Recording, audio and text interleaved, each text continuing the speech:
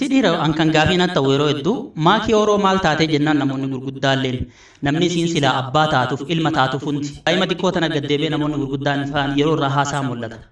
Sidira maal taatan keessattuu ijoollee warra baabiiftuu keessaa baatan warri sooshaal miidiyaa kun rakkoon keessan maalidha?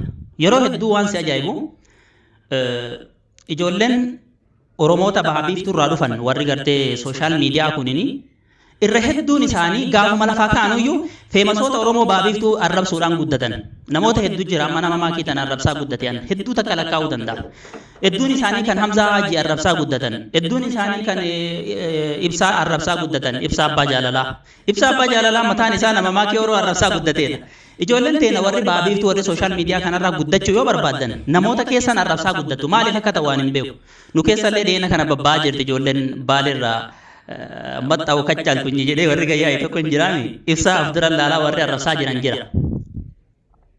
Kun ijoollee dhugumatti ijoollee xixiqqoo ganda keessaati. Amalli akkanaa kun maaliif isin keessa baay'ata?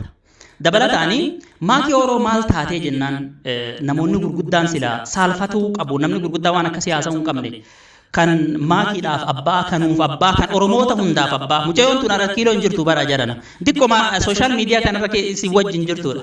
Maaltu taanan namoonni akkasii gaddeebi'anii maakii Oromoo maal isin goote tokkoffaa dur gaafan beeku namoonni maakii Oromootti irra duulanii 2022-23 keessa faa namoonni baay'inaan maakii Oromootti irra duulanii warra Abiyyi deeggaran gaafas isin siyaasa keessa jirti mee sunillee rakkoon qabu gaafa san warri Abiyyi deeggaran gan malee maakii tana jibban hanga irraatti warri sun gadoo san hin bahanne akka malee jibbanii jechuudha. Oromoonni Harargeetis ni deeggaru Oromoonni biraatis maakii gaafas hordoftoota hedduus qabdi namni jaallatu akkuma baay'atu warri isii jibbu warri isii irra duulu hedduu tokko baay'ee ture warri sun ammoo warra Abiyyi deeggaran qofa ture. Har'a ammoo erga isii waan sanillee keessaa baatee amma jireenyuma fi geggeeffatti malee waan tokkoyyuu keessa hin jirre namoonni bar yooma ijoollee ganda keessaallee taate waan komatamuu miti. Namoonni gurguddaa ara saalfadhaa malee dhugaa rabbii nama qaanessaa.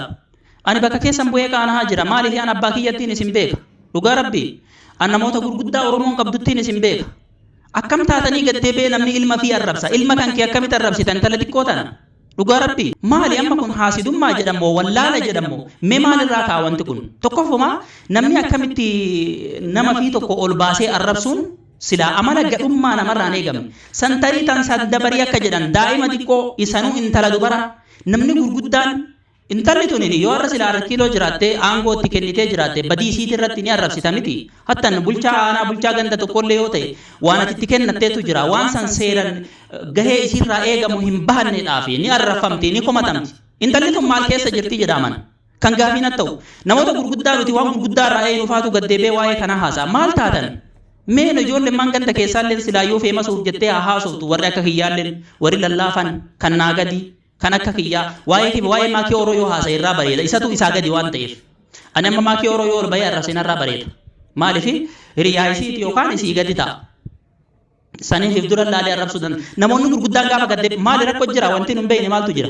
ara saalfadhaa malee Oromoo waan nama saalfachiisu hojjetina dhugaa rabbii maal isinii ta'uu didde maakiin isinitti heerumuu didde hey maal godhuu didde intalli tun garraa miila Oromoota Harargee keessaa dhalatte dhiisi Oromoon isi Oromoo wanni Oromoo jedhe hunda isii biratti wal qixa moo kanatu isinii naafsisaa isin ganda faarsuu dhabde maakii Oromoo gaddeebitee Baale yookaan Arsii yookaan Harargee yookaan Wallagga jettee ganda tokko faarsuu dhiiste moo ganda tokko arrabsuu dhiiste mee badiin isii maali dirqama maaltu isirra jira kan isiin baachuu dhiiste maaltu jira gariin keessan mataan kun isin keessa jiru na fakkaata buqqee qofaa baattanii deemtan ka bishaan keessa jirre